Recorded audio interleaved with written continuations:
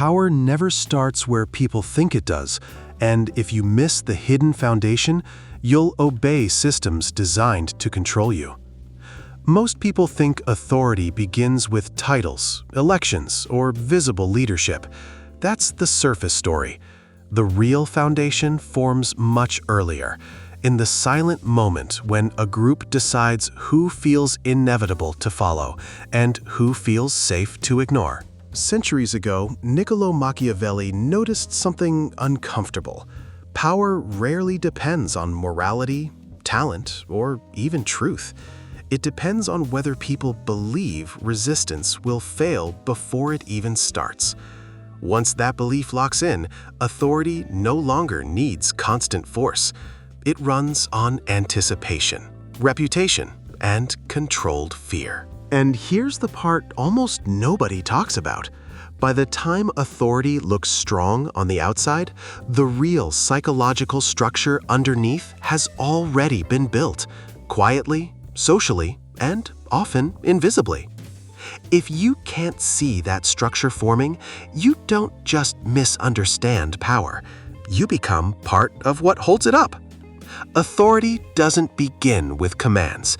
It begins with perceived stability. Before anyone obeys a leader, signs a contract, or accepts a rule, the human brain runs a faster calculation. Does resisting this person feel costly? Does following them feel predictable? If the answer favors predictability, authority forms almost automatically. This is the psychological base layer that observers like Niccolò Machiavelli identified long before modern behavioral science gave it technical language. People rarely submit because they're convinced. They submit because uncertainty feels more dangerous than compliance. Watch how this appears in everyday structures. In workplaces, the manager who projects calm inevitability often gains more control than the one who argues loudly. Online, accounts that act established and unshaken attract alignment faster than accounts constantly defending themselves. Even in social groups, the person treated as already central becomes harder to challenge, not because of strength, but because challenging them feels socially expensive. The mechanism is simple but unsettling. Humans don't just follow power, they follow what looks like it will still be standing tomorrow. Once that perception locks in, three reinforcing effects begin operating together. First, anticipation replaces enforcement. People adjust behavior before punishment is even mentioned. Second, social proof hardens the structure. Every visible act of compliance signals to others that resistance may be pointless. Third, narratives form after the fact. Observers start inventing reasons why the authority deserves its position, even if the position came first. Relief black. Slow this down for a second. This process usually feels natural while it's happening. No dramatic takeover, no obvious turning point. Just small signals accumulating until the hierarchy feels permanent. By the time someone asks, when did they gain this much control? The psychological foundation has already finished building. Here's the uncomfortable reversal most people never consider.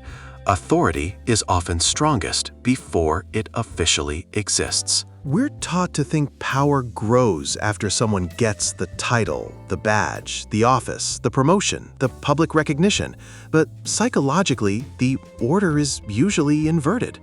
The moment a group expects someone to become powerful, their behavior starts adjusting in advance. Conversations soften, challenges become indirect, opportunities quietly flow toward that person. By the time the formal role arrives, the hierarchy has already been rehearsed in everyone's mind. This means authority doesn't primarily come from position. Position often comes from pre-accepted authority. And that creates a dangerous blind spot. Because if people believe power is created by visible milestones, they only start paying attention once control looks obvious. But the real shift happens earlier. during the subtle phase where one individual becomes the safest prediction in the room, the one others assume will win, the one whose decisions feel inevitable, the one people hesitate to oppose just in case opposing them turns out to be costly later. Once that expectation spreads, resistance begins to feel socially irrational, even if nothing concrete has happened yet. Slow this down. What looks like confidence from the outside is often just accumulated expectation. What looks like leadership may simply be early psychological surrender. And once a group mentally rehearses obedience long enough, the official moment of authority doesn't create power. It only reveals how long the power was already there. But this still doesn't explain the most dangerous part. Because once authority forms in the mind, it starts protecting itself in ways almost nobody notices. Not through force, through small psychological signals that quietly train people where the invisible limits are.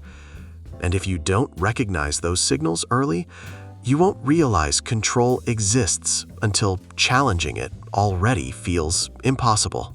Once psychological authority locks in, relationships inside the system start reorganizing themselves around it, not by announcement, by adjustment. People above the authority figure begin testing alignment instead of opposition. Peers start measuring their words more carefully. Those below the structure begin self-correcting before any instruction is given. This is the moment influence becomes self-maintaining. Observers like Niccolò Machiavelli described this pattern in courts and political circles, but the same dynamic repeats in modern environments with almost mechanical consistency. Consider a corporate team during a leadership transition. One candidate is rumored to be the inevitable choice. Weeks before any official announcement, meeting behavior shifts. Colleagues laugh slightly sooner at their comments. Disagreements soften into suggestions. Information begins routing through them informally. By the time the promotion is public, the power network is already functioning. The title didn't create obedience. It confirmed the structure people had already adapted to. The same pattern appears in digital spaces. When an online creator or public voice is widely treated as dominant within a niche, followers start defending that person automatically. Critics receive pushback not because every supporter analyzed the argument, but because protecting the perceived authority feels like protecting the stability of the group itself. Challenging the figure starts to feel like destabilizing the environment everyone has adjusted to. Inside social circles, this becomes even quieter. One individual becomes the default decision anchor. Where to go, what to do, how conflicts resolve. Nobody votes for this role. It emerges because, over time, others learned that resisting their direction created friction, while agreeing kept interactions smooth. Comfort slowly converts into hierarchy. Relief block. Notice what ties these together. In each case, control isn't maintained through dramatic dominance, it's maintained through predictability. The authority figure becomes the least socially risky path. And once following someone feels safer than questioning them, the relationship stops operating on persuasion. It starts operating on psychological gravity. At the deepest level, authority stabilizes through a stack of psychological mechanisms that operate long before anyone consciously decides to follow. These layers don't rely on ideology or personality. They rely on how the human brain manages risk, belonging, and future prediction. The first layer is predictive safety. Humans constantly scan for the option most likely to remain stable over time. When one figure repeatedly appears socially protected, rarely contradicted, frequently deferred to, consistently treated as central, the brain tags that person as a low-risk alignment point. Following them stops feeling like submission and starts feeling like navigation. The second layer is cost projection. People don't ask, "Is this authority justified?" They ask, often subconsciously, "What happens if I oppose this and I'm wrong?" If the imagined social, professional, or reputational cost feels high, resistance weakens before it's even expressed. This is why authority often survives obvious mistakes. The perceived cost of challenging it still outweighs the perceived benefit.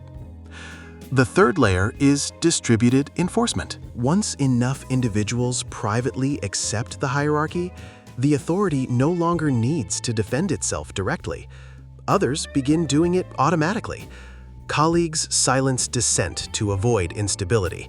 Followers attack critics to protect group certainty. Friends discourage confrontation to keep social balance intact. Control spreads horizontally through the network, not vertically from the top. Relief block. Slow the frame here.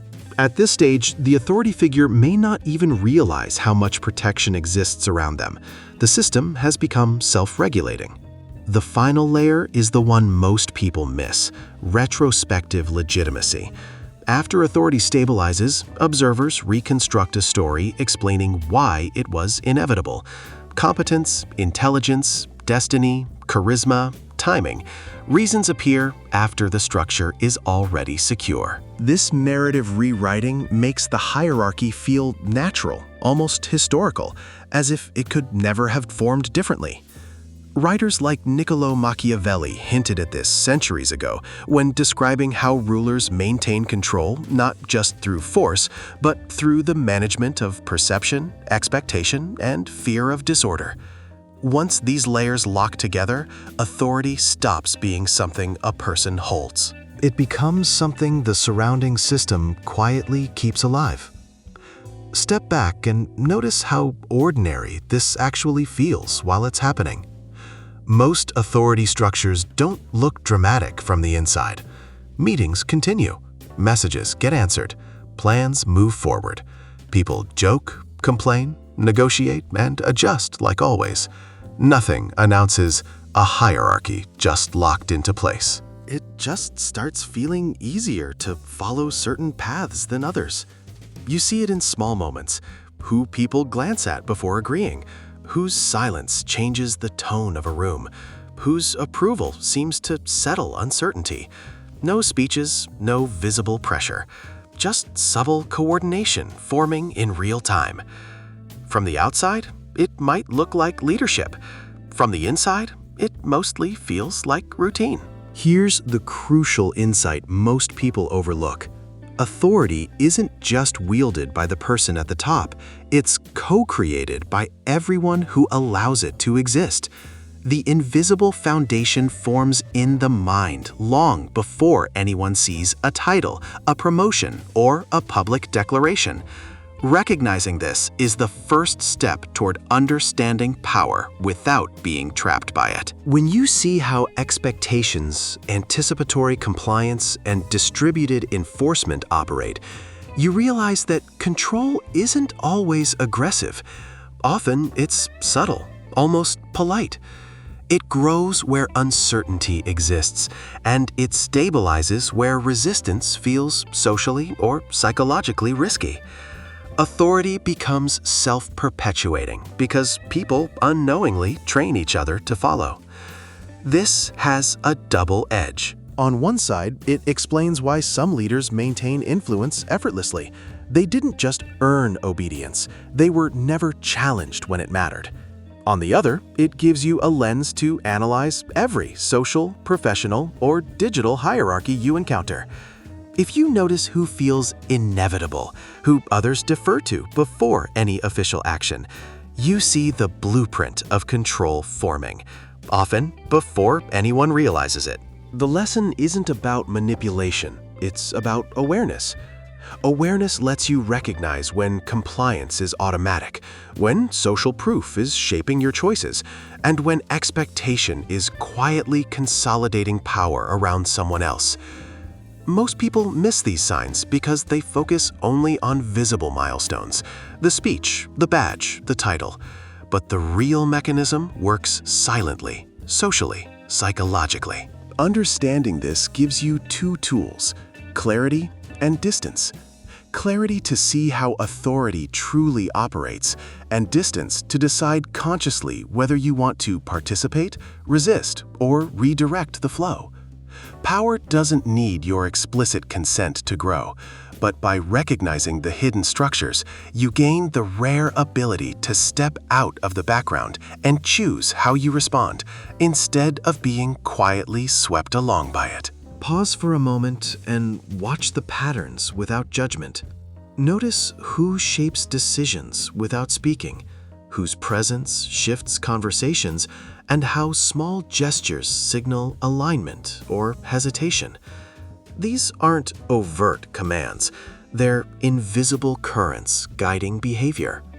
Most people never see them because attention is drawn to drama, titles, or loud voices. But when you slow down, you start to map the flow of influence, noticing where expectation forms and compliance begins before anyone realizes it. Observation itself becomes a tool. By simply seeing these dynamics, you gain awareness, the ability to navigate systems without being unconsciously pulled into them. Here's the unsettling truth to leave with you. By the time authority feels obvious, it has usually been in place long enough that most people believe resisting would be pointless. The title, the public acknowledgement, those are just confirmations of a structure already cemented in thought and expectation. What's invisible is far more powerful. The anticipatory compliance, the unspoken agreements, the social cost of dissent. Every hierarchy you encounter is quietly rehearsed by the people around it before anyone calls it a hierarchy at all. And if you don't notice it forming, you become part of the mechanism that keeps it alive. This doesn't mean every leader is manipulative or that every system is rigged against you. It means that authority often runs on perception more than force. Understanding this is your only chance to step back, analyze the patterns, and decide where you align or refuse to align. Most people never see the foundations until they feel trapped. You've seen them already. That awareness alone changes the game. Ask yourself, in the groups, workplaces, and digital spaces you move through, who feels inevitable? Who shapes outcomes silently before anyone realizes it? And most importantly, how will you respond when you see it happening again? This time, consciously, in real time. Because once expectation takes root, power is no longer just about the person at the top. It's about everyone who lets it exist.